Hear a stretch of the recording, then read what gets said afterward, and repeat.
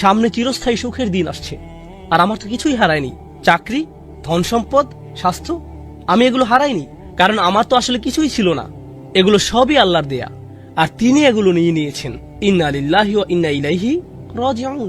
ইমানের সবচেয়ে বড় উপহার হলো প্রশান্তি। এরপর ইমানের 3টে স্তম্ভ বা দরজা নিয়ে আমরা কথা বলেছি, আর 2টি বিষয় আলাদা করা যায় না। সেগুলো কি কি? ইমান, ইমান এবং আমল। এজন্যই ইন্নাল্লাযীনা আমানু ওয়া আমিলুস সলিহাত। ইমান এবং আমলের মধ্যে আমিলুস সলিহাত নিয়ে আমরা গত সেশনে অনেক কিছু বলেছি, সুতরাং আমি খুব বেশি বলবো না। আমি চাই আপনারা এই 2টির মধ্যে সম্পর্ক বুঝতে পারেন। আমি আরেকবার বলছি, এটা সবচেয়ে ভালোভাবে বোঝা যায় সূরা বাকারায়। যখন কিবলা পরিবর্তন হয়েছিল, তখন আল্লাহ বলেন, আল্লাহ তোমাদের ইবাদত বিফল করবেন না, পূর্ববর্তী ইবাদত সমূহ। কিন্তু তিনি ইবাদত বলেননি। তিনি বলেননি অমা কান আল্লাহু লিউদিআ সালাওয়াতিকুম। তিনি বলেছেন অমা কান আল্লাহু লিউদিআ ঈমানাকুম। আল্লাহ তোমাদের ঈমান নষ্ট করবেন না। আমরা কি আশা করেছিলাম? সালাত, সালাওয়াতিকুম। যদিও তিনি সালাত নিয়েই বলেছেন, কিন্তু সালাতের সমার্থক হিসাবে তিনি বললেন ঈমান। তাহলে কেউ যদি সালাত না পড়ে, আপনারা শূন্যস্থান পূরণ করুন। আপনারা বলুন, তার আসলে কোনো ঈমান নেই। এটা খুবই ভয়াবহ অবস্থা। সুবহানাল্লাহ। নিশ্চয়ই এখন বুঝতে পারছেন সেই হাদিসটি যেখানে নবীজি সাল্লাল্লাহু আলাইহি সাল্লাম বেনামাজিদের জন্য খুবই কঠিন কথা বলেছেন। তাদেরকে খ্রিস্টান বা ইহুদিদের মতো করেই দেখা হবে। আপনি যখন হাদিসটি পড়বেন, আপনার মনে হবে এখানে কি নামাজের ব্যাপারে বলা হচ্ছে? এখানে এত কঠিন কথা কেন? কিন্তু যখন আপনি পুরোটা বিস্তারিতভাবে পড়বেন, তখন আপনি বুঝতে পারবেন এটা কত বড় ব্যাপার। সুবহানাল্লাহ। আর পরিশেষে এই সেশনটি ছিল সূরার উল্লেখিত 4টি বিষয়ের সম্পর্কের ব্যাপারে। শেষের 2টি শর্তের সাথে কিভাবে প্রথম 2টি শর্তের সাথে মিল রয়েছে। দেখুন, ঈমান আসলে একটি সম্পদ, আর এই সম্পদ আপনি ধরে রাখতে পারবেন যখন আপনি ভালো কাজ করতে থাকবেন। কিন্তু আপনি কি কোনো মহামানব যে বাকি সবাই ভয়াবহ ক্ষতির মধ্যে আছে, আর আপনি তাদেরকে বাঁচাতে চাইছেন? কিন্তু তাদেরকে বাঁচাতে গিয়ে আপনার কোনো ক্ষতি হবে না। মনে করুন কেউ ক্ষুধার্ত, আর আপনিও ক্ষুধার্ত। আপনি তাকে কিছু দিতে পারবেন না, কারণ আপনি নিজেও ক্ষুধার্ত। আপনার খাওয়ার কিছু থাকবে না। কিন্তু যদি এমন হয় যে তাদেরকে দেওয়ার মাধ্যমে আপনি আরো বেশি খাবার পাবেন, তারপরও আপনি যদি তাকে না দেন, তাহলে আপনি কতটা নিচু মনের মানুষ, আপনি কেমন মানুষ? সুতরাং আল্লাহ তাআলা আমাদেরকে এই সম্পদ দিয়েছেন। এই সম্পদ পাওয়ার পর স্বাভাবিকভাবেই আপনি কি আপনার মাকে এটা দেবেন না? আপনার বোন, আপনার ভাই, আপনার স্বামী, আপনার সন্তান, প্রতিবেশী, আপনার বন্ধু, আত্মীয়, আপনি কি তাদের মধ্যে এটা শেয়ার করবেন না? আর এই জানানোর বিষয়টি হলো অতাওয়াসাউ বিল হক। প্রথমত আমরা এইটুকু বুঝি। দ্বিতীয়ত বলবো, আমরা তাওয়াসাউ বিল হক নিয়ে একটু বিশ্লেষণ করব, আর তারপর আমিলুস সলিহাতের সাথে মিলিয়ে এর অর্থ বুঝব। কারণ এই আয়াত পাঠের উদ্দেশ্য কেবল আলাদাভাবে এর উপাদানগুলো বোঝা নয়, বরং এই উপাদানগুলোর মধ্যকার সম্পর্ক বুঝতে পারাই আমাদের উদ্দেশ্য। সুতরাং আমাদেরকে এই দুটোই বুঝতে হবে। তাহলে আমরা যখন বলি তাওয়াসাউ বিল হক, প্রথমত ভাষাগতভাবে ওয়াসিয়া বা তাওয়াসি শব্দটি হচ্ছে, আসলে এটা আমরা গত সেশনে আলোচনা করেছিলাম, তাই খুব সংক্ষেপে বলতে গেলে এর মানে হচ্ছে কাউকে কোনো উত্তরাধিকার বা সম্পদ লিখে দেয়া। এভাবেই শব্দটা এসেছে। যখন আপনি কাউকে আপনার সম্পদ লিখে দেন, তখন তার প্রতি আপনার সর্বোচ্চ আন্তরিকতা আর ভালোবাসা থাকে। এমনকি আপনি তাকে কিছু উপদেশ বা ওসিয়ত করে যান, আর যা কিছু আপনি তাদের জন্য রেখে যান তা অবশ্যই তাদের কাছে খুবই মূল্যবান।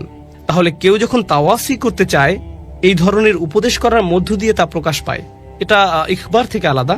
ইখবার বা ইলান কিংবা তালি, যখন আপনি কাউকে কিছু বলেন কিংবা কাউকে কিছু শিখান বা কারোর সাথে কোনো ব্যাপারে আলোচনা করেন, কাউকে কিছু বলেন, এগুলো তাওয়াসি নয়। তাওয়াসি এর মধ্য দিয়ে কারো প্রতি ভালোবাসা, আন্তরিকতা প্রকাশ পায়। আপনি কারোর সাথে এমনভাবে কথা বলেন যা দিয়ে তার প্রতি সত্যিকারের উদ্বিগ্নতা প্রকাশ পায়, আর আপনার মনে হয় যেন আপনার সময় শেষ হয়ে আসছে, আপনি সব সম্পদ রেখে চলে যাবেন, আপনার খুব বেশি সময় নেই, তাহলে আপনাকে তাড়াতাড়ি করতে হবে, আমাকে এই সব কিছু তোমার কাছে বুঝিয়ে দিতে হবে, আমি এখান থেকে চলে যাওয়ার আগেই যেন তুমি সবকিছু বুঝতে পারো। এটাই হলো তাওয়াসি এর মর্মার্থ। এরপর বিল হক শব্দটিকে আমরা 3 ভাবে বুঝতে পারি, আর এগুলোর প্রত্যেকটি মিলেই এই পুরো বাক্যটির অর্থ বোঝা যায়।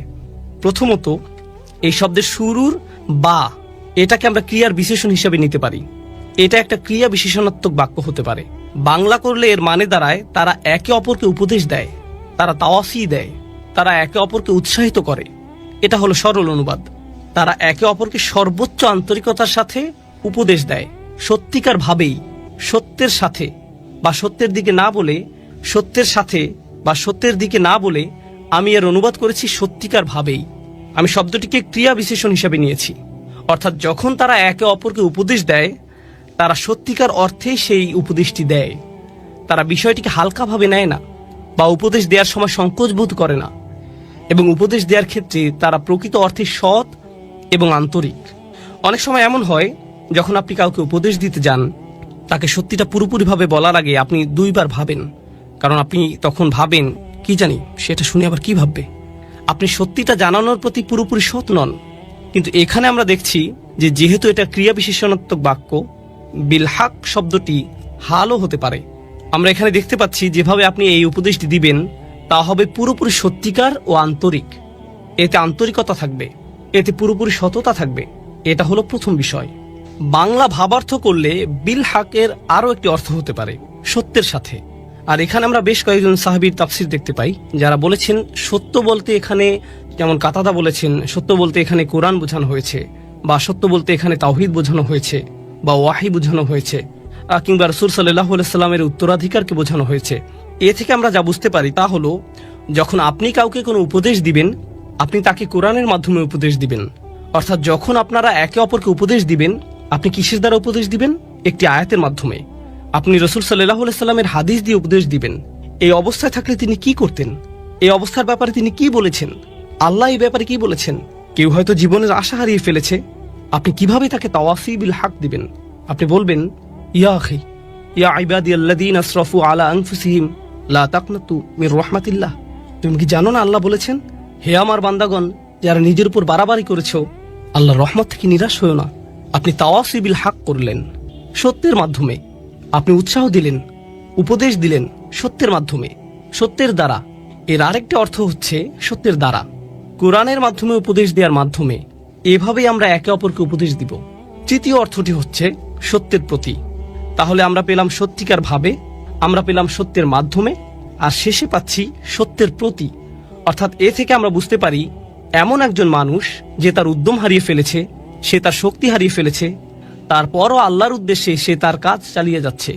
সূরা এখানে এই অংশটি আসার মাহাত্ম্য হচ্ছে, এই মানুষেরা ইতোমধ্যে ঈমান এনেছে এবং তারা ভালো কাজ করেছে, কিন্তু তাদের উদ্যম শেষ হয়ে আসছে। সুতরাং আপনাকে তাকে মনে করিয়ে দিতে হবে, দেখো তোমাকে এই সত্যের মুখোমুখি হতে হবে, আমাদের সবাইকে আল্লাহর সামনে দাঁড়াতে হবে। এই চূড়ান্ত সত্যটা ভুলে যেও না। আপনাদের একে অপরকে উপদেশ দিতে হবে, একে অপরকে স্মরণ করিয়ে দিতে হবে যে আমাদের উদ্দেশ্যটি কী ছিল। কারণ এখানে ইলাহ শব্দটির যে অর্থ আমরা পাই, এখানে এটার অর্থ হলো তাদের এই সকল কর্মের আসল উদ্দেশ্যের প্রতি আপনি তাদেরকে স্মরণ করিয়ে দিন। তাহলে আমরা তাওয়াসি বিল হক এই আয়াতের বা এর মাহাত্ম্য জানলাম। আল হক শব্দটিরও তিনটি তাৎপর্য রয়েছে। তাহলে আমরা বা এর তিনটি মাহাত্ম্য জানলাম, এবার আমরা আল হক শব্দের তিনটি মাহাত্ম্য জানব।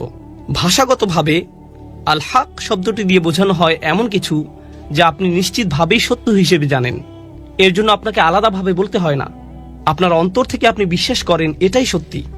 তাহলে এখানে বলা হচ্ছে যখন তারা একে অপরকে উপদেশ দেয়, তারা এমন কিছুর প্রতি উপদেশ দেয় যা তারা সত্য হিসেবেই জানে। তাদেরকে এই ব্যাপারে আলাদাভাবে বলতে হয় না, মন থেকেই তারা জানে তাদেরকে যা বলা হচ্ছে তাই সত্য। এটা হচ্ছে আল হক এর প্রথম অর্থ। দ্বিতীয় অর্থ হচ্ছে এমন বিষয় যা দলিলের মাধ্যমে প্রমাণ করা যায়। অর্থাৎ আপনি তাদেরকে এমন বিষয় বললেন, তারা শুনে বলবে, আমি তো এরকম কিছু কখনো শুনিনি, আমার এটাকে সত্য মনে হচ্ছে না। হতে পারে তারা এটা শুনে সত্য মনে করবে, আবার এমনও হতে পারে তারা বলবে, আমি নিশ্চিত নই, আমি এরকম কথা কখনো শুনিনি। তখন আপনি তাদেরকে কি বলবেন? দলিল। হক এর আরেকটি অর্থ হচ্ছে এমন বিষয় যা দলিলের মাধ্যমে প্রমাণ করা যায়, আর এই বিষয়গুলো একটি অপরটির সাথে সম্পর্কযুক্ত। তাহলে আপনি কেমন দলিল উপস্থাপন করবেন? যাতে সত্য মিথ্যার পার্থক্য করা যায় কোরআনের মাধ্যমে। তাহলে এটা হলো দ্বিতীয় তাৎপর্য। আর তৃতীয়টি খুবই গুরুত্বপূর্ণ। আরবি ভাষায় হক শব্দটি আবশ্যকীয় কাজ বোঝাতেও ব্যবহৃত হয়। এমন কাজ যা আপনার জন্য অত্যাবশ্যকীয়, এটা অধিকার বোঝাতেও ব্যবহৃত হয়। যেমন উদাহরণস্বরূপ বলা যায়, আল্লাহ বলেছেন হুকুকুল্লাহ আর হুকুকুল ইবাদ, তাই না? আরেক জায়গায় আল্লাহ আযজা ওয়া জাল্লা বলেছেন হাক্কান আলাল মুত্তাকিন, যাদের তাকওয়া আছে তাদের জন্য এটা একটা আবশ্যকীয় কাজ। এর মানে হচ্ছে তোমরা একে অপরকে নিজেদের দায়িত্বের কথা স্মরণ করিয়ে দিবে, একে অপরকে মনে করিয়ে দিতে হবে। কারণ মানুষ প্রায়ই তাদের দায়িত্বের ব্যাপারে ভুলে যায়, তাদের কর্তব্যের ব্যাপারে উদাসীন হয়ে পড়ে। এগুলো এমন বিষয় যা তাদের অবশ্যই করতে হবে। সুতরাং তাওয়াসিউ বিল হক এর অর্থ এখানে এমন হতে পারে যে কেউ একজন স্বামী হিসেবে সংসারের প্রতি কর্তব্যে অবহেলা করছে, তখন আপনি তাকে বলবেন, ভাই তোমার দায়িত্ব আছে, তুমি এই মেয়েটিকে বিয়ে করেছো, মেয়েটিরও তোমার প্রতি অধিকার আছে। এটাও তাওয়াসিউ বিল হক। কেউ হয়তো তার বাবা মায়ের প্রতি সুবিচার করছে না, আপনি তাকে বললেন, ভাই তোমার বাবা মায়ের প্রতি কর্তব্য আছে, আল্লাহর প্রতি তোমার দায়বদ্ধতা আছে ভাই, তোমাকে অবশ্যই ঠিক সময় মতো নামাজে দাঁড়াতে হবে। ইন্নাস সালাতা কানাত আলাল মুমিনিনা কিতাবাম মাওকুতা, এটাও কিন্তু তাওয়াসিউ বিল হক। এর মানে হলো একে অপরকে নিজেদের দায়িত্ব ও কর্তব্যের ব্যাপারে স্মরণ করানো ও উৎসাহ দেওয়া। এই সবগুলো অর্থ সম্মিলিত হয়েছে মাত্র 3টি শব্দে, তাওয়াসি বিল হক। এই 3টি শব্দে, ইত্তাবিউ মান লা ইয়াসআলুকুম আজরান ওয়া হুম মুহতাদুন। তাদের অনুসরণ করো যারা তোমাদের কাছে কোনো বিনিময় প্রত্যাশা করে না। এটাই সরল অনুবাদ। অনুসরণ করো যে তোমাদের কাছে কোনো বিনিময় চায় না। ওয়া হুম মুহতাদুন, আর তারা সরল পথে অঙ্গীকারবদ্ধ। মুসলিমরা কোরআনের যে ধারণাগুলোকে ভুল বুঝেছে এটি তারই। কোরআন বলেছে যে তারা কোনো বিনিময় প্রত্যাশা করেনি। ভাই, আপনার প্রোগ্রামের জন্য কেন ফি নির্ধারণ করেছেন? না না, এটা জানার বিষয়। কোরআন আরো বলছে, ইয়াশতারুনা বিআয়াতিল্লাহি সামানান কলিলান, তারা আল্লাহর আয়াত বিক্রি করে সামান্য মূল্যের জন্য। নিজের জন্য আপনার লজ্জিত হওয়া উচিত। আল্লাহর আয়াত বিক্রি করা গোটা কোরআনের সবচেয়ে ভুল বোঝা ধারণাগুলোর একটি। বিষয়টা খুলে বলছি। রাসূল সাল্লাল্লাহু আলাইহি সাল্লাম মুসাব ইবনে উমাইরকে মদিনায় প্রেরণ করেছিলেন। জানেন আপনারা?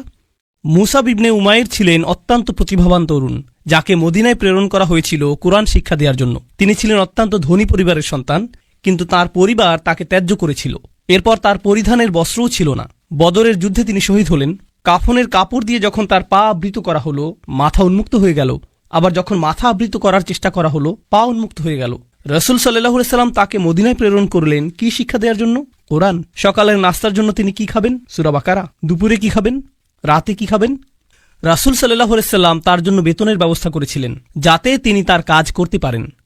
কোরআন শিক্ষাদানের জন্য তাকে অর্থ প্রদান করা হয়েছিল। তারা আল্লাহর আয়াতকে বিক্রি করে, এই কথার অর্থ কি জানেন? এর মানে কি? এর মানে হলো আয়াতগুলোর নির্দিষ্ট অর্থ রয়েছে, কিন্তু মানুষ তা শুনতে চায় না। তো আপনি অর্থ পরিবর্তন করে দিলেন, আর মানুষ যা শুনতে চায় আপনি তাই বললেন, যার ফলে তারা আপনার প্রতি রাগান্বিত হবে না। আপনি মানুষকে এমন জবাব প্রদান করেন যা শুনে তারা ভালো বোধ করবে, আর তারা যা শুনতে ভালো বোধ করবে না সেগুলো আপনি এড়িয়ে গেলেন। এভাবেই তারা আপনাকে পছন্দ করতে থাকে, আর আপনি নিজের জনপ্রিয়তা ধরে রাখেন। এটাই সামান্য মূল্যে আয়াত বিক্রি করা। সামান্য মূল্য বলতে এখানে মানুষের সন্তুষ্টিকে বোঝানো হচ্ছে। বুঝতে পারছেন?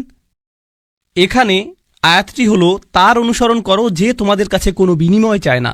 এমন কাউকে অনুসরণ করো যে তোমার কাছে কোনো বিনিময় চায় না। আসুন এটা বুঝি।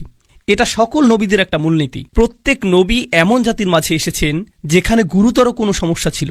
আর যখন একটি জাতির গুরুতর কোনো সমস্যা থাকে, মূলত একটি জাতির ভারসাম্যপূর্ণ থাকা চাই।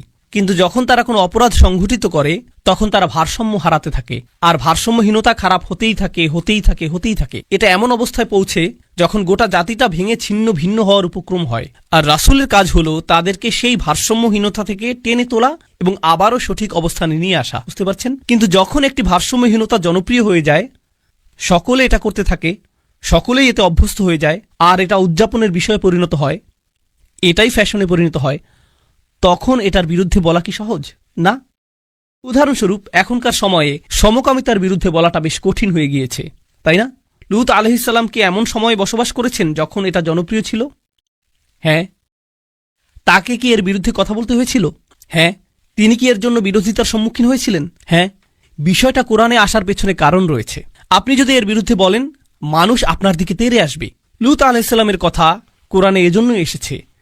যখন আপনি এমন বিষয় নিয়ে কথা বলেন যাতে গোটা সমাজ আচ্ছন্ন থাকে, তারা এই বিষয়টির প্রশংসা করে, আর আপনি এর বিরুদ্ধে কথা বলেন, তখন তারা আপনার দিকে তেড়ে আসবে। এখন যদি আপনি অর্থ উপার্জন অব্যাহত রাখতে চান, অথবা যদি আপনি সেই সমাজে বসবাস অব্যাহত রাখতে চান, আপনি যদি নিরাপদ অবস্থানে থাকতে চান, তখন আপনি কোন বিষয়গুলো এড়িয়ে যাবেন?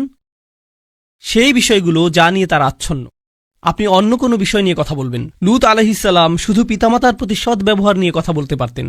তিনি শুধু কথা বলতে পারতেন প্রতিবেশীর সাথে উত্তম আচরণ নিয়ে। তিনি শুধু নামাজ নিয়ে কথা বলতে পারতেন। যৌন পাপের বিষয়গুলো তিনি এড়িয়ে যেতে পারতেন, কারণ এগুলো ছিল অতি বিতর্কিত, তাই না? তিনি যদি এটা করতেন, তাহলে কি তিনি ঝামেলায় পড়তেন? না, কোনো ঝামেলা হতো না। আর প্রসঙ্গক্রমে তিনি কিন্তু এখনো ভালো কাজ নিয়েই কথা বলছেন। পিতামাতার প্রতি সদাচরণ একটি ভালো কাজ, নামাজ পড়া একটি ভালো কাজ, দানশীলতা একটি ভালো কাজ। তো কেন তাকে এমন বিষয়বস্তু বেছে নিতে হলো যা তাকে ঝামেলায় ফেলবে? আসলে এটাই একজন রাসূলের কাজ। তারা এসেছেন এই বিষয়গুলো নিয়ে কথা বলার জন্য যা নিয়ে অন্য কেউ বলার সাহস করবে না, আর আল্লাহর পক্ষ থেকে তারা রায় দিবেন। ওয়াল কুরআনিল হাকিম, তারা আল্লাহর পক্ষ থেকে রায় দিবেন, আর এটা বারবার বারবার বারবার বারবার দিবেন। সেই সমাজের মূল্যবোধকে আক্রমণ করবেন, আর বারবার বারবার আক্রমণ করবেন। কিন্তু এক্ষেত্রে তারা পরোয়া করেননি, কারণ এই পাপ কাজগুলোর বিরুদ্ধে কথা বলতেই হবে। আর নিশ্চিতভাবেই যখন কেউ এটা করেন, কোনো বিনিময়েই তারা আগ্রহী থাকেন না, কারণ বিনিময় থেকে বঞ্চিত হওয়ার জন্য এই কাজগুলোই যথেষ্ট। মাল্লা ইয়াসআলুকুম আজরন, তাদেরকে অনুসরণ করো যাদের কোনো স্বার্থ নেই, কারণ এটা জনপ্রিয় হওয়ার পথ না, এটা ধ্বংসপ্রাপ্ত হওয়ার পথ। ওয়াহুম মুহতাদুন, তারা তাদের ব্যক্তিগত জীবনে সুপথ প্রাপ্ত, সৎ পথের প্রতি অঙ্গীকারবদ্ধ। এখন বিষয়টি বুঝুন, সৎ পথের প্রতি অঙ্গীকারবদ্ধ। রাসূলগণ ছিলেন বক্তা, কিন্তু বক্তা আর কারা আছেন? আপনারা কি সমাজের অন্য বক্তাদের কথা বলতে পারেন? স্কলাররা, ইসলামী পরিবেশের বাইরের কথা বলছি, রাজনীতিবিদরা হলেন বক্তা, তাই না? ঠিক আছে, তো রাসূলগণ আপনাকে রীতিনীতি নিয়ে বলেন, সমাজ পরিবর্তন নিয়ে বলেন, তাই না? রাজনীতিবিদরাও কি কখনো কখনো সমাজ পরিবর্তন নিয়ে কথা বলেন? অবশ্যই। কিন্তু যখন রাজনীতিবিদরা সমাজ পরিবর্তনের কথা বলে, আমরা দেশের উন্নতি করতে চাই, আমরা জাতির উন্নতি করতে চাই, আমরা এটাকে শক্তিশালী করতে চাই, ইত্যাদি ইত্যাদি ইত্যাদি, তারপর আপনি যখন তাদের ব্যক্তিগত জীবন পর্যবেক্ষণ করেন, আপনি কি পান? আপনি পান দুর্নীতি। তো তাদের কথাগুলো অনেক উঁচু মানের, কিন্তু তাদের চরিত্র অনেক নিচু। আর প্রসঙ্গক্রমে আপনি দেখেন যে তারা উঁচু মানের জিনিসগুলো নিয়ে কথা বলে এজন্য যে তারা ক্ষমতা চায়, তারা মন্ত্রী হতে চায়, তারা বিনিময় চায়, তারা কোনো কিছুর প্রতি লালায়িত। যখন নবীরা কথা বলেন, তারা কি চান? তারা শুধু চান ন্যায় বিচার, তারা শুধু চান সত্য, আপনার কাছ থেকে কোনো বিনিময় চান না। আর উপরন্তু আপনি যদি নবীদের ব্যক্তিগত জীবনের দিকে লক্ষ্য করেন, তারা সর্বদাই সঠিক পথের প্রতি অঙ্গীকারবদ্ধ ছিলেন। ওয়াহুম মুহতাদুন, তো বাণীটি নিখুঁত এবং বাণীবাহকও নির্ভেজাল। এই ধারণাটি কি আগেও শেখানো হয়েছিল? হ্যাঁ, ইন্নাকা লামিনাল মুরসালিন আলা সিরাতিম মুস্তাকিম। আরেকবার পুনরালোচনা, কোরআন এরকমটাই করে, আয়াতগুলো পরস্পর সম্পর্কযুক্ত। এখন পরের আয়াতে অমালি, অর্থাৎ আমার কি সমস্যা হয়েছে, সেই মানুষটি এখনো কথা বলছেন, সেই রজুল, সেই আদর্শ ব্যক্তি, আল্লাহর ইচ্ছায় যার নাম আমরা কোনো একদিন জান্নাতে জানতে পারব। তিনি বলেছেন, আমার কি সমস্যা হয়েছে? লা আবুদুল্লাযী ফাতারানি, আমি কি সেই সত্তার উপাসনা করব না যিনি অস্তিত্বহীন অবস্থা থেকে আমাকে গড়েছেন? ওয়া ইলাইহি তুরজাউন, আর তোমাদের সকলকে তারই কাছে ফিরিয়ে নেওয়া হবে।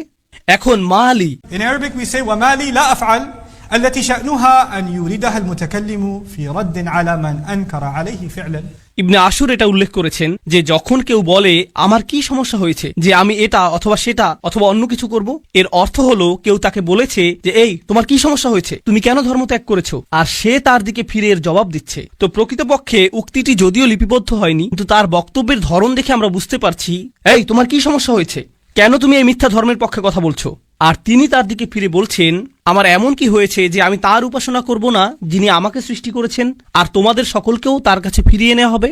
এটা উপলব্ধি করো যে তোমাদেরকেও ফিরিয়ে নেওয়া হবে। বাক্যটি শুরু হয়েছে আমার কি সমস্যা হয়েছে এটা দিয়ে, শুরু হয়েছে তাকে দিয়ে, আর বাক্যটি শেষ হয়েছে তোমাদের সকলকে তার কাছে ফিরিয়ে নেওয়া হবে। তো তিনি কাকে দিয়ে শুরু করেছেন? নিজেকে দিয়ে। আপনি যদি মানুষের সাথে একাত্ম হয়ে গিয়ে এই বাণী তাদের কাছে প্রচার করতে চান, আপনাকে নিজের সম্পর্কে অনেক কিছু স্বীকার করতে হবে। মানুষকে আপনার এটা বলার সক্ষমতা থাকতে হবে যে তোমরা সমস্যার সম্মুখীন হবে। আমি যদি কাউকে পরামর্শ দিই ভ্রমণ সম্পর্কে, আপনি এই এয়ারলাইন্সে না গিয়ে অমুক এয়ারলাইন্সে যান। আমি যদি এমনটা বলে শুরু করি যে ভাই আমি এই এয়ারলাইন্সে গিয়েছিলাম, তারা এত বেশি দেরি করেছিল, তারা আমার লাগেজ হারিয়ে ফেলেছিল, অমুক এয়ারলাইন্সে যান, এটা কি পরামর্শটিকে বেশি আবেদনময় করে তুলছে? কারণ আপনি নিজের কথা প্রথমে বলেছেন, আর যেহেতু আপনি কোনো একটি অভিজ্ঞতার শিকার হয়েছেন, এখন আপনি ঐকান্তিকভাবে তার কল্যাণের জন্য তার কাছে আসছেন। কিন্তু যদি আপনি তার কাছে গিয়ে বলেন হে তুমি এই এয়ারলাইন্সে যাচ্ছ, তুমি একটা স্টুপিড, এটা কি এমন ব্যবহার যার ফলে মানুষ রাজি হবে? না, বরং এটা অপমানজনক। তিনি নিজের সম্পর্কে বলছেন, কারণ তিনি চান না যে তারা তাকে ঘৃণা করুক। তিনি ঘৃণার উদ্রেককারী কোনো কথা বলতে চান না, তিনি একপাশে কোনো কথা বলতে চান না, তিনি শুধু তার নিজের সম্পর্কে কথা বলতে চান। দেখো আমার দিক থেকে এটা হবে বড় ধরনের অপরাধ, দেখো আমার দিক থেকে এটা হবে বড় ধরনের অপরাধ যদি আমি তাকে উপেক্ষা করি যিনি আমাকে সৃষ্টি করেছেন। তোমরা সকলেও তার কাছে ফিরে যাচ্ছ। এটা কথা বলার খুবই ভালোবাসাপূর্ণ উপায়, যেটা তিনি ইতিমধ্যে শুরু করেছেন ইয়া কওমি বলার মাধ্যমে। এজন্যই তিনি তার জাতির প্রতি ভালোবাসার টানে ছুটে এসেছিলেন। তো তিনি বললেন ওমালিয়ালা আবুদুল্লাযী ফাতারানি ওয়া ইলাইহি তুরজাউন, আত্তাখিযু মিন দুনিহি আলিহা, আমার কি তাকে ছাড়া অন্য কাউকে উপাস্য মানা উচিত? ইউরিদনির রহমানু বিদুররিন, যদি আর রহমান বা অবিশ্বাস্য রকম দয়ালু সত্তা সিদ্ধান্ত নেন যে কোনো ক্ষতি নেমে আসবে, লা তুগনি আন্নি শাফাআতুহুম শাইআ, অন্য সকল মিথ্যা উপাস্য মিলে আমাকে মুক্ত করতে সক্ষম হবে না। তাদের সকলের মিনতি, তাদের সকলের মধ্যস্থতা, তাদের এই অনুরোধ যে হে আল্লাহ তাকে ছেড়ে দিন, সে আমার উপাসনা করত, এগুলোর কোনোটাই কাজে আসবে না। লা ইউনকিযুন, তারা আমাকে রক্ষা করতে পারবে না। যদি আল্লাহ আমার প্রতি অসন্তুষ্ট হন, এই সব প্রতিমা আমাকে পরিত্রাণ দিতে পারবে না, এই সব পৌরাণিক উপাস্যগুলো আমাকে রক্ষা করতে পারবে না। কেন আমি অন্য কারো কাছে যাব? জানেন তিনি এখানে কি করছেন? তিনি তাদের ধর্মের সমালোচনা করেছেন, তাই না? কারণ তারা অন্য উপাস্যে বিশ্বাস করে। কিন্তু এভাবে না বলে যে তোমাদের কি সমস্যা, কেন তোমরা এই সকল উপাস্যে বিশ্বাস করছো, তারা তোমাদের রক্ষা করতে পারবে না। এর পরিবর্তে তিনি বললেন, কিভাবে আমি এই সকল উপাস্যে বিশ্বাস করতে পারি? তারা আমাকে সাহায্য করতে পারবে না। কাকে? আমাকে। আমি শুধু আমার নিজেকে নিয়ে চিন্তিত। আত্তাখিযু মিন দুনিহি আলিহা ইন ইউরিদনির রহমান, যদি আর রহমান আমার উপর কোনো ক্ষতি নামানোর সিদ্ধান্ত নেন। প্রথমত তিনি আমি সর্বনামটি ব্যবহার করেছেন, কারণ এখন তিনি তাদের মূর্তিগুলো নিয়ে কথা বলবেন। আপনি অন্য মানুষের ধর্ম নিয়ে কথা বলতে পারেন যতক্ষণ এটা আপনার সাথে প্রাসঙ্গিক হয়। কেন এটা আপনার কাছে যুক্তিসঙ্গত মনে হয় না? তাদের সম্পর্কে না, বরং আপনার সম্পর্কে। এই জিনিসটা আমার কাছে যুক্তিসঙ্গত মনে হয় না, এই জিনিসটা আমার সাথে যায় না, এটা আমি আমার নিজের জন্য সঙ্গতিপূর্ণ মনে করি না। কেন আপনি এভাবে কথা বলবেন? কারণ আপনি এটাকে আত্ম অহংকারের প্রতিযোগিতায় পরিণত করতে চান না। এখানে দ্বিতীয় বিষয়টি হলো আর রহমান, যদি আর রহমান অকল্যাণ দেওয়ার সিদ্ধান্ত নেন, তারা আমাকে রক্ষা করতে পারবে না। দাঁড়ান, আর রহমান শব্দটির অর্থ কি? যিনি অকল্যাণ দেন। এর অর্থ কি? আর রহমান অর্থ যিনি দয়ালু, যিনি যত্ন করেন, যিনি ভালোবাসা প্রদর্শন করেন। তো কেন তিনি বলছেন যে আর রহমান যদি কোনো অকল্যাণ করতে চান? আর রহমান শব্দটি এবং ক্ষতি শব্দটি একে অপরের সাথে যায় না, তাই না? তারা একসাথে যায় না। জানেন তিনি তাদেরকে কি বলেছেন? তোমরা আর রহমানকে নিয়ে এর আগে উপহাস করেছো। তোমরা বলেছো মা আনজালার রহমান মিন শাই, আর রহমান কোনো কিছু প্রেরণ করেননি। তারা ইতিমধ্যেই এই নামটি ব্যবহার করেছে। তার নাম অবিশ্বাস্য রকম ক্ষমাশীল এবং অত্যাধিক ক্ষমাশীল। কিন্তু এর অর্থ এই নয় যে তার অকল্যাণ সাধন করার ক্ষমতা নেই। আপনি তার নাম থেকে সুযোগ নিতে পারবেন না, আর ভাবতে পারবেন না যে কোনো কিছুই হবে না। আরে ভাই, আল্লাহ মহান, কোনো সমস্যা হবে না। কিছু মানুষ আল্লাহর সাথে আপোষ মীমাংসা করতে চায়। আমি আল্লাহর জন্য এত কিছু করি, আমি যদি সামান্য কয়েকটি বিষয় কখনোই না করি, এতে কোনোই সমস্যা নেই। আল্লাহর এটা বোঝা উচিত। আসলেই তার বোঝা উচিত। এমনভাবে কথা বলছেন যে তিনি এটা বুঝেন না। আপনি কি আল্লাহ সম্পর্কে এভাবে কথা বলার অবস্থানে রয়েছেন? হ্যাঁ, কারণ তিনি আর রহমান। ওকে, তাহলে দেখা যাবে এজন্যই আপনি কোরআনের সবচেয়ে কঠোর আয়াতগুলোর মধ্যে আর রহমান শব্দটি পাবেন, যাতে আপনি এই বিষয়টি বুঝে নিতে পারেন যে অবিশ্বাস্য রকম ক্ষমাশীল হওয়ার গুণটি তাকে ন্যায় বিচার থেকে বিরত রাখবে না এবং তার কর্তৃত্বকেও খর্ব করে না। আর প্রসঙ্গক্রমে এই আয়াতে তিনি আসলেই আর রহমান। কেন জানেন? কারণ আল্লাহর একজন বান্দা, প্রত্যেক মানুষই আল্লাহর বান্দা, সে স্বীকার করুক আর নাই করুক। যখন আল্লাহর একজন বান্দা পাপের উৎসে পরিণত হয়, তখন সে হয় এই পৃথিবীতে ক্যান্সারের মতো, যে পাপ কাজ ছড়াতে থাকে। আর তখন আল্লাহ অন্য সকল সৃষ্টির প্রতি রহমা প্রদর্শন করেন তাকে সরিয়ে ফেলার মাধ্যমে। এটাও আর রহমান নামের অন্তর্ভুক্ত। কখনো তার দয়া প্রদর্শিত হয় অন্য সকল সৃষ্টির প্রতি, যখন তিনি তাদেরকে রক্ষা করেন আপনার কাছ থেকে। ইন ইউরিদনির রহমানু বিদুররিন লা তুগনি আন্নি শাফাআতুহুম শাইআ। সুবহানাল্লাহ। এখন আমরা তার বক্তব্যের প্রায় শেষে রয়েছি। ইন্নী ইযাল্লা ফী যালালিম মুবিন। যদি এমনটাই হয়, যদি আমি আল্লাহ ছাড়া অন্য কারো উপাসনা করি, যদি আমি অন্য উপাস্য গ্রহণ করি, তাহলে আমি সুস্পষ্ট বিভ্রান্তিতে পড়ে যাব। আমি সম্পূর্ণরূপে বিভ্রান্ত হয়ে যাব। তিনি বিভ্রান্ত নন। তিনি বলছেন তোমরা সবাই বিভ্রান্ত, কিন্তু তিনি তাদেরকে আঘাত করতে চাইছেন না। তাই তিনি বলছেন আমি অত্যন্ত বিভ্রান্তিতে পড়ে যাব যদি আমি এমনটা করি। ইন্নী আমানতু বিরব্বিকুম, আমি ঈমান এনেছি তোমাদের প্রভুর প্রতি, তোমাদের প্রতিপালকের প্রতি। তিনি বলেননি যে আমি ঈমান এনেছি আমার প্রভুর প্রতি, আমার প্রভুর প্রতি। তিনি বলেছেন আমি ঈমান এনেছি তোমাদের প্রভুর প্রতি। তিনি আমি থেকে তুমিতে পরিবর্তন করলেন। আমি আপনাদেরকে একটা সমীকরণ দিচ্ছি। আমি যোগ তুমি সমান সমান আমরা। আমি যোগ তুমি সমান কি? আমরা। তো তিনি শুরু করেছেন আমি দিয়ে, তিনি যাচ্ছেন তুমিতে, কারণ তিনি এর দ্বারা কি বোঝাচ্ছেন? আমরা পৃথক নই। আমি চাই আমরা সবাই যেন সুখী হই। আমি চাই আমরা সবাই যেন আল্লাহর কাছে পরিত্রাণ পাই। এটা আমি বনাম তোমরা নয়, এটা আমি এবং তোমরা। দাওয়াতি কাজ মানে প্রতিপক্ষ নয়, এর অর্থ বিতর্ক নয়, এর অর্থ যুক্তিতর্ক নয়। আমরা এটাকে এগুলোতে পরিণত করেছি। আমি একটি দাওয়াতি প্রোগ্রাম করতে চাই যেখানে আমি খ্রিস্টানদের সাথে বিতর্ক করব। আপনার কোথাও ভুল হচ্ছে। এটা এভাবে কাজ করে না। এর জন্য একটা নির্ধারিত অবস্থান রয়েছে, তবে এটাকে দাওয়াতি কাজ বলে না। এটাকে বলে জিদাল। এর জন্য কোরআনের ভিন্ন শব্দ রয়েছে, আর সেটা হলো সর্বশেষ পন্থা। আমরা শুরুতেই এটা করব না, কখনোই করব না। তো এখন তিনি বলছেন, ইন্নী আমানতু বিরাব্বিকুম, আমি তোমাদের সকলের প্রভুর প্রতি ঈমান এনেছি, তোমাদের সকলের প্রভুর প্রতি ঈমান এনেছি। ফাসমাউন, আমার কথা শোনো, আমার কথা শোনো। তিনজন রাসূল কথা বলেছেন, আর তিনি বলছেন আমার কথা শোনো, আমি যা বলছি তা শুধু শোনো। কখনো কখনো আমি শিক্ষক হিসাবে এই বিষয়টা খেয়াল করি। আমি আরবি শেখাই অথবা চেষ্টা করি। ধরুন ছাত্ররা সামনে বসে শিখছে, আর তখন একজন সহকারী আসলো, শিক্ষকের সহকারী একজন আসলো, আর ছাত্রদের কাঁধে হাত রেখে বলল, মনোযোগ দিয়ে পড়ো। আমি কিন্তু মনোযোগ দিতে বলিনি। একজন সহকারী এসে বলল, মনোযোগ দিয়ে পড়ো। এর কি কোনো প্রভাব রয়েছে? হ্যাঁ। এর কি ভিন্ন ধরনের প্রভাব রয়েছে? হ্যাঁ। যখন আরেকজন ছাত্র আপনার কাছে এসে বলে, ভাই পড়াশোনা করো, শিক্ষক বলেন যে পরীক্ষার জন্য পড়াশোনা করো। হ্যাঁ, অবশ্যই আমি পরীক্ষার জন্য পড়াশোনা করব। তারপর আপনি রাত 8টার সময় বাস্কেটবল খেলা দেখছেন, আর আপনার বন্ধু এসে বলল, আরে ভাই চলো পড়াশোনা করি। এটার কি ভিন্ন প্রভাব থাকবে? অবশ্যই থাকবে। এই সাহাবী এটা বুঝতে পেরেছিলেন, রাসূলদের এই সঙ্গীটি তা বুঝতে পেরেছিলেন। তার কাছে রয়েছে স্বতন্ত্র স্থান, সূর্যের আছে নিজস্ব স্থান, চাঁদেরও রয়েছে নিজস্ব স্থান। এটা প্রতিযোগিতা নয়। আমার কথা শোনো, এটা এতটাই ভালোবাসাপূর্ণ চমৎকার বক্তব্য। আর আমি এখানে বলতে চাই যে তার বক্তব্যটি এখানে 3 জন রাসূলের থেকেও বেশি কাজ করেছিল। এই আয়াতগুলোতে তার বক্তব্যের বেশি প্রভাব রয়েছে 3 জন রাসূলের তুলনায়। এটা কেন? এটা আমাদেরকে শিখানোর জন্য যে আল্লাহ যাকে চান তাকেই বিজয় প্রদান করেন। আল্লাহ তাকেই কবুল করবেন যার প্রতি তিনি রাজি হবেন। পার্থিব ফলাফল এবং পার্থিব পরিণাম আল্লাহর কাছে অর্থবহ নয়, বরং প্রচেষ্টাই আল্লাহর কাছে অর্থবহ। পার্থিব ফলাফল হলো যখন আল্লাহ সিদ্ধান্ত নেবেন তখন তিনি দুয়ার খুলে দিবেন, এটাই হবে। পরের আয়াতটি বলছে, ইলাদ খুলিল জান্নাহ। বক্তব্যের অংশটি প্রায় শেষ। ইলাদ খুলিল জান্নাহ, জান্নাতে প্রবেশ করো। দাঁড়ান, তিনি তো তার লোকদের সাথে কথা বলছিলেন, এখন বলা হচ্ছে জান্নাতে প্রবেশ করো। কি ঘটল?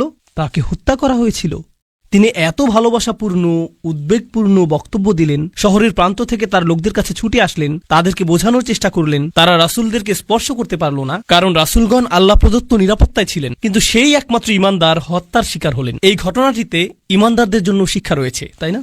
এখন সামান্য কয়েকজন ঈমানদার যারা রাসূল সাল্লাল্লাহু আলাইহি সাল্লামের উপর ঈমান এনেছিলেন, তাদেরকে মানসিকভাবে প্রস্তুত করা হলো, এর জন্য তোমরাও হত্যার শিকার হতে পারো। ইয়াসির, সুমাইয়া, বিলালও মৃতপ্রায় হয়ে গিয়েছিলেন রাদিয়াল্লাহু আনহুম। আপনি হত্যার শিকার হতে পারেন শুধু এটা বলার কারণে, শুধু আল্লাহ সম্পর্কে কথা বলার কারণে। তো তিনি জান্নাতে প্রবেশ করলেন এজন্য না যে তাকে স্থানান্তরিত করা হয়েছিল, বরং তাকে হত্যা করা হয়েছিল।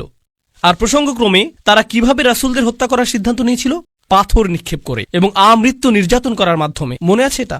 তাই তিনি সহজ কোনো মৃত্যুর শিকার হননি। তো তিনি একজন শহীদ, কারণ শহীদগণ সরাসরি জান্নাতে প্রবেশ করেন। তিনি সরাসরি জান্নাতে প্রবেশ করলেন। আর তার উক্তি এটা ছিল না, হে আল্লাহ তাদেরকে শাস্তি দিন, কারণ এই কাফিররা আমাকে হত্যা করেছে। ঈমানদারদের পক্ষ হয়ে প্রতিশোধ গ্রহণ করা উচিত।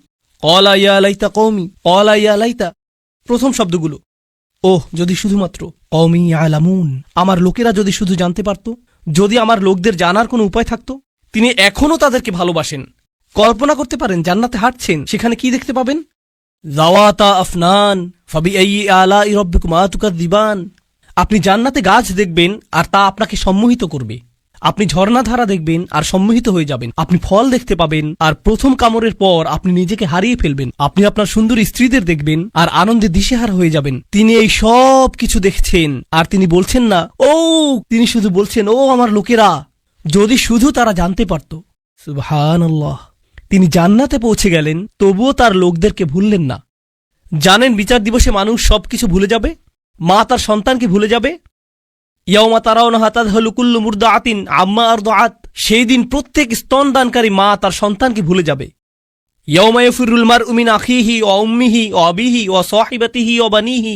সেদিন প্রত্যেক মানুষ তার ভাইয়ের কাছ থেকে পালিয়ে বেড়াবে।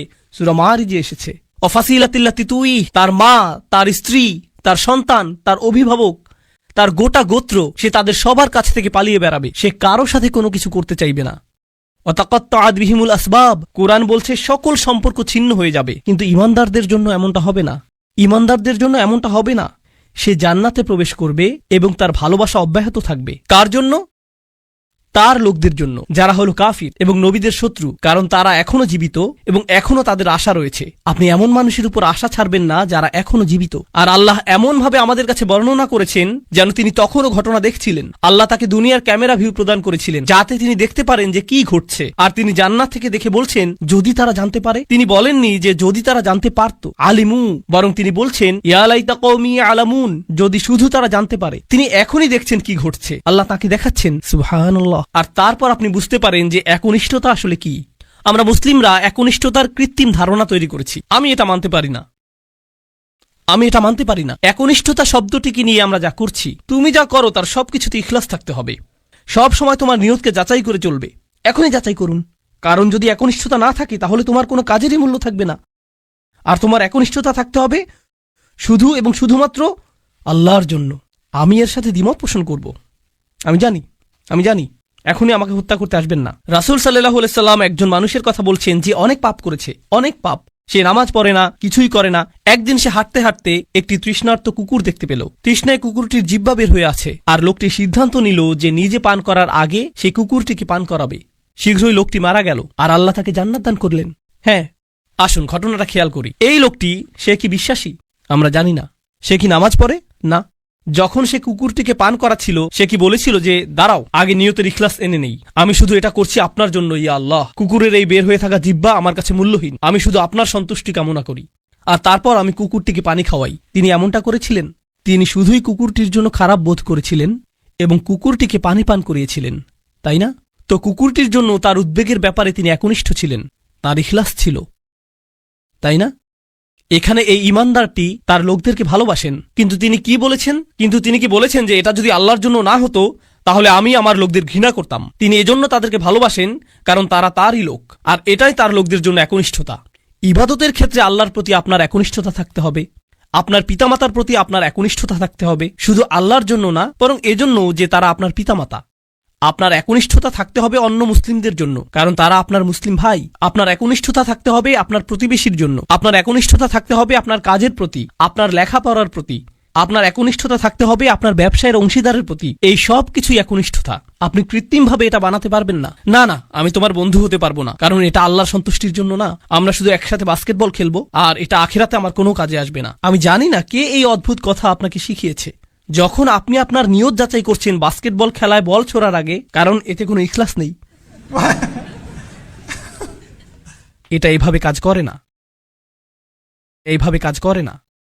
আমাদের নিয়তের পরিচ্ছন্নতা থাকতে হবে, এটা নিশ্চিত। আমাদের নিয়তকে পুনরায় যাচাই করতে হবে, এটা নিশ্চিত। একনিষ্ঠতার গণ্ডি আল্লাহর প্রতি একনিষ্ঠতার চেয়েও অনেক বেশি। এই একনিষ্ঠতা তার সকল সৃষ্টির প্রতিও প্রযোজ্য। মানুষের প্রতি আপনার নিয়ত পরিচ্ছন্ন থাকতে হবে, কৃত্রিমভাবে নয়।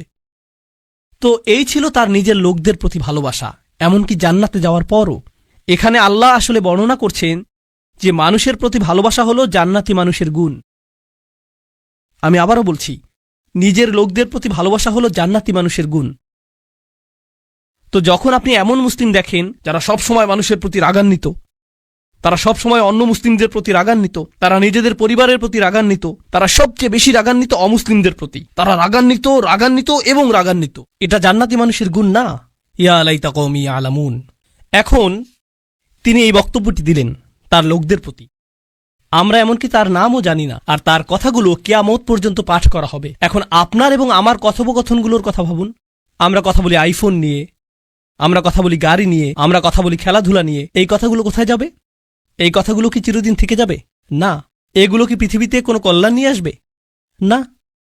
জানেন এই সম্পর্কে ভাবতে গিয়ে আমি কি উপলব্ধি করছি? আল্লাহর কাছে কথা হলো অমূল্য রত্ন। লোকটি কোনো নবী নন, তবুও তার কথা কোরআনে সংরক্ষিত হয়ে আছে। আল্লাহকে অন্য জিনিসে সংরক্ষিত রাখেন? অকুল্লা শাইইন আহসাইনাহু ফি ইমামিম মুবিন। আল্লাহ বলছেন যে আমি সবকিছুই সংরক্ষণ করে রাখি। তিনি সবকিছুই সংরক্ষণ করে রাখেন। তো কোন জিনিসটি আপনি সংরক্ষণ করে রাখতে চান? ভালো কিছু? কোনো একনিষ্ঠ পরামর্শ? আপনাকে কি ব্যাপক জ্ঞানের অধিকারী হতে হবে ভালো কিছু বলার আগে? এই মানুষটির কি ভালো কথা বলার আগে অনেক ডিগ্রির প্রয়োজন হয়েছিল? বিষয়টি জটিল নয়, শুধু ভালো মানুষ হন। লক্ষ্য করুন কেমন চমৎকার ভাবে কোরআন সন্নিবেশিত। যখন তিনি জান্নাতে গেলেন আর তিনি বললেন যদি আমার লোকেরা জানতে পারে, পরের আয়াতে তিনি বলছেন বিমা গফর আলী রব্বি ওয়া জাআলানি মিনাল মুকরামিন, সেই ক্ষমা যা আমার প্রভু আমাকে প্রদান করেছেন আর আমাকে তাদের অন্তর্ভুক্ত করেছেন যাদেরকে সম্মানিত করা হয়েছে। তিনি জান্নাতের দুটি জিনিসের কথা বলছেন, ক্ষমা এবং সম্মান। সূরার শুরুতে এসেছে ফাবাশশিরহু বিমাগফিরাতিন ওয়া আজরিন কারীম।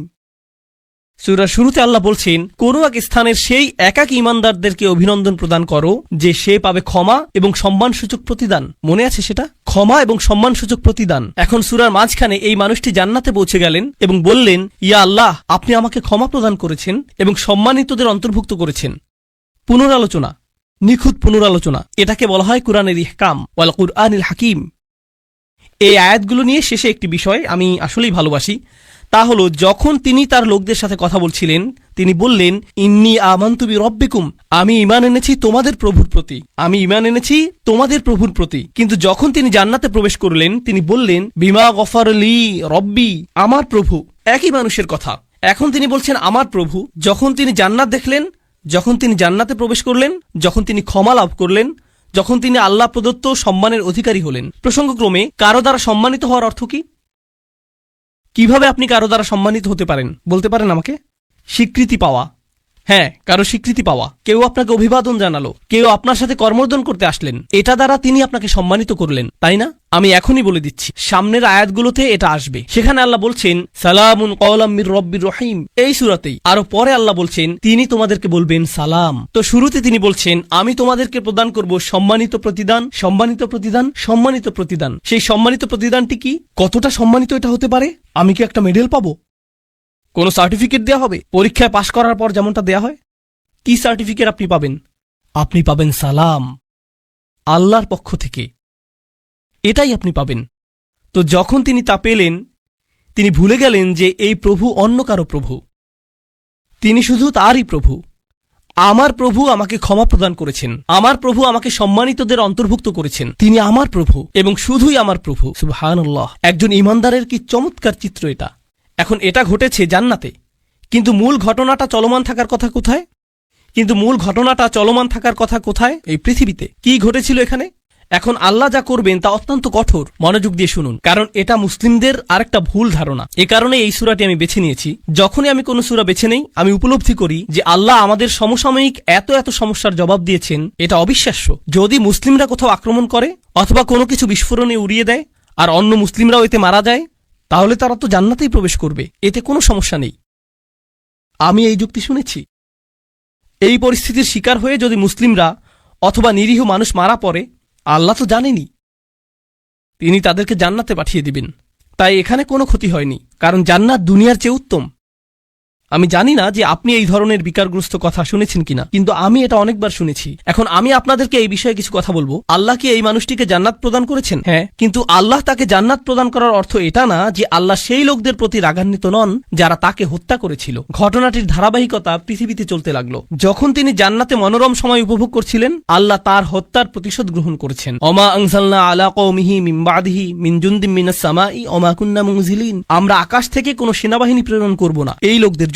এই নগণ্য কুরাইশরা তারা মনে করেছে যে অনেক বড় কিছু হয়ে গিয়েছে। এই পৃথিবীতে তারা তুচ্ছ, গুরুত্বহীন। অর্থনীতিতে, রাজনীতিতে, জ্ঞানে, বিজ্ঞানে এই লোকদের ধ্বংস করার জন্য বিশেষ কোনো প্রস্তুতির প্রয়োজন নেই। আকাশ থেকে আমার কোনো সেনাবাহিনী প্রেরণের প্রয়োজন নেই। সেনাবাহিনীর কথা উল্লেখ করার কারণ হলো যখন আপনি কুরাইশদেরকে সতর্কবাণী প্রদান করেন যে আমি তোমাদেরকে সতর্ক করছি, তারা বলবে কোন সেনাবাহিনী? আর যখন রসুলগণ তাদেরকে সতর্ক করলেন তারা বলছে তোমাদের সাথে কোনো সেনাবাহিনী রয়েছে। এই হুমকি কোথা থেকে আসছে? শুধু তোমরা আর নগণ্য কিছু ঈমানদার। আর আল্লাহ বলছেন তাদেরকে ফেরেশতার সেনাবাহিনী প্রদর্শন করার আমার প্রয়োজন নেই। তারা বলবে ওকে, যদি ফেরেশতা দিয়ে তৈরি সেনাবাহিনী থাকে তোমার কাছে, যারা তোমার কাছে ওহী নিয়ে আসে, যদি সেই ফেরেশতা গোটা আকাশ জুড়ে থাকে, ওয়ালাকাদ রাআহু বিল উফুকিল মুবিন, তিনি জিবরিল আলাইহিস সালামকে গোটা আকাশ জুড়ে থাকার অবস্থায় দেখেছেন, তাহলে কেন তুমি জিবরিলকে কিছু ক্ষমতা প্রদর্শন করতে বলছো না যাতে আমাদেরকে ধ্বংস করে দিতে পারে? হ্যাঁ, আর আল্লাহ বলছেন আমি তোমাদেরকে এর জবাব দিয়ে সম্মানিত করব না। তোমাদের মতো নগণ্য জীবকে ধ্বংস করার জন্য আমার ফেরেশতার প্রয়োজন নেই, তোমরা তারও যোগ্য না। আল্লাহ কি আগের জাতিগুলোকে ধ্বংস করার জন্য ফেরেশতা পাঠিয়েছিলেন? হ্যাঁ, তিনি পাঠিয়েছিলেন। আল্লাহ বলছেন কুরাইশরা এমনকি এরও যোগ্য না। এ কাজে ফেরেশতাদের সময় নষ্ট করার মতো যোগ্য কুরাইশরা না যে আল্লাহ কাউকে ডেকে বলবেন হেই যাও এদেরকে ধ্বংস করো। না না না, সময় নষ্ট করো না। ইন কানাত ইল্লা সাইহাতান ওয়াহিদাতান, এটা একটা বিকট বিস্ফোরক শব্দ ছাড়া আর কিছুই ছিল না, প্রচন্ড একটা শব্দ। আপনারা জানেন বিস্ফোরণ আসলেই প্রকাণ্ড শব্দ তৈরি করে, এটা ছিল শুধু সেই রকম একটা বিস্ফোরক, এটা ছিল সেই রকম একটা বিস্ফোরক শব্দ। ফাইদা হুম খামিদুন, আর তাদেরকে নিভিয়ে দেয়া হলো, তারা সম্পূর্ণরূপে নিভে গেল। সয়হা হলো তীব্র কোনো শব্দ। আর এই আয়াতটিতে চমৎকার সাহিত্যিক বৈপরীত্য ফুটে উঠেছে, কারণ যখন আপনি কোরআনের সুমধুর বাণী শুনতে অস্বীকৃতি জানান, আর যখন এই জাতিগুলো তাদের রাসূলদের চমৎকার কণ্ঠ শুনতে অস্বীকৃতি জানিয়েছিল, তখন একমাত্র যেই শব্দ তারা শোনার যোগ্য তা হলো বিস্ফোরণের শব্দ। আর তারপর আল্লাহ বলছেন ফাইদা হুম খামিদুন, এটা অসাধারণ একটা শব্দ। হুমুদ এবং হুমুদ দুইটি শব্দ রয়েছে আরবিতে। শীতকালে যখন রাতে আগুন জ্বালান আর এভাবে নিভান,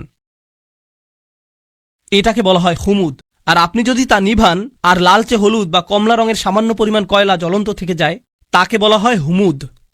কিন্তু যখন আপনি একবারে তা নিভে ফেলেন, এটা সম্পূর্ণ নিভে যায়, একেবারে নিভে যায়, এমনকি সামান্য কয়লাও জ্বলন্ত থাকে না, এটা সম্পূর্ণ নিভে গেছে, এটাকে বলা হয় এমন আগুন যা হলো খামিদাহ। খামিদাহ ফাইদা হুম খামিদুন, তারা সম্পূর্ণ নিশ্চিহ্ন হয়ে গেল। এমন একজনও থাকবে না যে মৃত্যুর পূর্বে মাটিতে গড়াগড়ি দিতে থাকবে, তারা নিঃশেষ হয়ে যাবে, সবাই একসাথে, যেভাবে একটি আগুন নিভানো হয়। আর প্রসঙ্গক্রমে তাদের মৃত্যুকে আগুন নিভানোর সাথে তুলনা করার মাধ্যমে তাদেরকে তুলনা করা হয়েছে আগুনের সাথে। আর আপনি যদি তাদেরকে আগুনের সাথে তুলনা করেন, তাহলে এর অর্থ হল তারা বিপজ্জনক। আপনি যদি আগুনকে জ্বলতে দেন, আগুন কি হবে? ছড়িয়ে পড়বে। তাই অন্য সকল জাতির প্রতি রহমা এবং করুণাস্বরূপ আল্লাহ সিদ্ধান্ত নিলেন যে এই ক্যান্সার, এই আগুনকে নিভিয়ে ফেলতে হবে। ফাইদা হুম খামিদুন, আর এটা ছিল একজন ইমানদারকে হত্যার পরিণাম। তো এখন দ্বিতীয় এই অনুচ্ছেদটির উপসংহারে এসেছে, ইয়া হাসরাতান আলাল ইবাদ মা ইয়াতিকুম মির রাসূলিন ইল্লা কানু বিহি ইস্তাহজিউন। মানুষের জন্য বিষয়টা কতটা পরিতাপের, আল্লাহ নিজে এটাকে পরিতাপের বিষয় হিসেবে বিবেচনা করছেন। তিনি সেই জাতিকে নিশ্চিহ্ন করে দিয়ে বলেননি যে দেখেছো আমি কি করতে পারি, বরং তিনি বলছেন সেটা একটা পরিতাপের বিষয়। আরবিতে হাসরা বলতে বোঝায় It means هي شدة الندم والتألم والتحسر والحزن على ما مضى. এর দ্বারা আসলেই গভীর দুঃখ প্রকাশ বোঝায়। অতীতে ঘটে যাওয়া সবকিছুর জন্য আল্লাহ নিজে এটাকে পরিতাপের বিষয় বলেছেন। কেন তারা উপদেশ গ্রহণ করল না? আলাল ইবাদ, বান্দাদের জন্য কি সাংঘাতিক পরিতাপের বিষয়। তিনি তাদেরকে বান্দা বলছেন। কেন তিনি বান্দা বললেন? কেন তিনি বললেন না যে ইয়া হাসরাতান আলাল কুফার? কি পরিতাপের বিষয় কুফারদের জন্য, অবিশ্বাসীদের জন্য। তিনি তাদেরকে বান্দা বললেন। জানেন কেন? কারণ মানব সত্তার গভীরে প্রত্যেক মানুষের সম্ভাবনা রয়েছে আল্লাহর বান্দা হওয়ার। এটা কতটা পরিতাপের বিষয়, এটা তোমার ভিতরেই ছিল, এটা অতিরিক্ত কোনো বিষয় নয় যা তোমাকে বাইরে থেকে আনতে হবে। আমি ইতিমধ্যেই তা তোমার ফিতরাতের মধ্যে দিয়ে দিয়েছি। কেন তুমি এটাকে চালু করলে না? তুমি নিজেই অন বাটন চাপতে পারতে। মা ইয়াতিহিম মির রাসূলিন, এমন কোন রাসূল তাদের কাছে আসেনি। ইল্লা কানু বিহি ইস্তাহজিউন, তারা শুধুই যা করেছে তা হলো তাদেরকে উপহাস। যখনই একজন রাসূল এসেছেন তারা তাকে নিয়ে উপহাস করেছে। এখন এই আয়াতে আল্লাহ বলেননি যে তারা রাসূলদের হত্যা করেছে অথবা তারা রাসূলদের হুমকি দিয়েছে। তিনি বলেছেন যে তারা রাসূলদের নিয়ে উপহাস করেছে। কিন্তু এর আগে আপনারা শিখেছেন তারা বলেছিল যে তারা রাসূলদের হুমকি দিবে, তারা তাদেরকে অভিশাপ হিসেবে গণ্য করবে, মনে আছে সেটা? কিন্তু এখানে যখন পরিতাপের বিষয়টি আসলো, তিনি বলছেন যে এই আযাবের সম্ভাবনার সূচনা হয়েছে তাদেরকে উপহাস থেকে। যখন একটি জাতি রাসূলদের নিয়ে উপহাস করা শুরু করে, তখন থেকে তাদের ধ্বংসের সময় গণনার জন্য ঘড়ির কাঁটা চালু হয়ে যায়। তাদের ধ্বংসের প্রথম ধাপ হলো মূলত কার্টুনে যেরকম ডিনামাইট বোমার ছবি আঁকা থাকে, যেখানে বুঝতে পার, যখন তারা রাসূলদের নিয়ে উপহাস করে এটা শুরু হয়ে যায়। এটাই এখানে বলা হয়েছে, রাসূলদের নিয়ে উপহাস করবেন না, কারণ এর অর্থ আপনি নিশ্চিহ্ন হওয়ার জন্য রাস্তা ধরেছেন। এখন যখন আল্লাহ বলছেন কত রাসূল এসেছে কিন্তু তারা ঈমান আনেনি, তারা শুধু উপহাস করেছে। আপনি সূরাটির শুরুতে শিখেছেন ওয়াসাওয়াউন আলাইহিম আনযারতাহুম আম লাম তুনদিরহুম লা ইউমিনুন। ধারণাটি পুনরায় জোরদার হচ্ছে। কি পরিতাপের বিষয়, এত এত রাসূল এসেছেন কিন্তু মানুষ উপদেশ শুনে না। আলাম ইয়ারাউ কাম আহলাকনা ক্বাবলাহুম মিনাল কুরুন, তারা কি দেখেনি তাদের পূর্বে কত শহর আমরা ধ্বংস করে দিয়েছি, কত জাতি ইতিমধ্যে ধ্বংসপ্রাপ্ত হয়েছে? তারা কি তা দেখে না? তিনি কাকে উদ্দেশ্য করে বলছেন? তিনি রাসূল সাল্লাল্লাহু আলাইহি সাল্লামের সময়ের লোকদের উদ্দেশ্য করে বলছেন এবং বলছেন যে কেন তারা ইতিহাস পর্যবেক্ষণ করে না, কেন তারা দেখে না যে যা রয়েছে তাদের পেছনে। তারা কি দেখেনি? না, তারা দেখেনি, কারণ তাদের পেছনে একটি দেয়াল রয়েছে। তিনি বলেছেন আন্নাহুম ইলাইহিম লা ইয়ারজিউন, তারা তাদের কাছে ফিরে আসবে না। কিছু তাফসীরকারক এই আয়াতটিকে চমৎকারভাবে বিশ্লেষণ করেছেন। চমৎকার একটা বিশ্লেষণ এটা। তারা বলে যে তারা তাদের কাছে ফিরে আসবে না। অর্থ হলো সেই জাতিগুলো যেগুলো ধ্বংস হয়েছে, যেহেতু তারা সম্পূর্ণ নিশ্চিহ্ন হয়ে গিয়েছে আর কেউ রক্ষা পায়নি, তাদের কারোরই সন্তান অথবা বংশ টিকে থাকেনি, তো তোমাদের কেউ বলতে পারবে না যে তোমরা ফেরাউনের বংশধর অথবা লুতের জাতির বংশধর অথবা সালেহ বা শুয়াইবের জাতির বংশধর, যেহেতু সেই জাতিগুলো সম্পূর্ণ নিশ্চিহ্ন হয়ে গিয়েছিল। তোমরা তাদের কারো কাছে ফিরে যাও না। আপনারা জানেন, মানুষ বলে থাকে যে আমার রক্ত রাসূল সাল্লাল্লাহু আলাইহি ওয়াসাল্লামের বংশে ফিরে যায়। এর অর্থ এই না যে তারা তাদের কাছে ফিরে আসবে না, বরং তোমরা তাদের কাছে ফিরে যাও না, কারণ তাদের ভবিষ্যৎ প্রজন্ম এবং বংশ সম্পূর্ণরূপে নিশ্চিহ্ন হয়ে গিয়েছিল। আন্নাহুম ইলাইহিম লা ইয়ারজিউন। তো তোমরা যখন মনে করো যে তোমাদের ভবিষ্যৎ রয়েছে, তোমরা এত আত্মবিশ্বাসী কেন যে আসলেই তোমাদের ভবিষ্যৎ রয়েছে? আর প্রসঙ্গক্রমে যেহেতু তাদের নামও সম্পূর্ণ মুছে গেছে, হয়তো সেজন্যই আল্লাহ শহরটির নাম উল্লেখ করেননি। এজন্য যদি তিনি তার নাম উল্লেখ করতেনও, কেউ তা চিনতেও পারত না, কারণ এর কোনো অস্তিত্ব এখন নেই। একটা নির্ধারিত সময়ে আল্লাহ তাদেরকে ইতিহাস থেকে মুছে দিয়েছেন। তাদের প্রত্যেক অনুসারী, গোটা জাতিটি বিলুপ্ত হয়ে গিয়েছিল, তাই তাদের নাম উল্লেখ করা অপ্রয়োজনীয়। এখন আল্লাহ বলছেন তারা বিলুপ্ত হয়ে গিয়েছে, যার অর্থ ইতিহাসে তারা বিস্মৃত হয়ে গিয়েছে। তারপর তিনি কুরাইশদের সম্পর্কে বলেছেন যে তোমরা নগণ্য একটা জাত, কিন্তু পরের আয়াতে তিনি এই সব কিছুকে একসাথে সংযুক্ত করেছেন। সম্পূর্ণ এই অনুচ্ছেদটি শেষে তিনি বলছেন, ওয়া ইন কুল্লুল লাম্মা জামিউল লাদাইনা মুহদারুন, তারা তাদের কাছে ফিরে আসবে না, আর যখন তোমরা মারা যাবে নিজেদের সন্তানদের কাছেও তোমরা ফিরে আসবে না।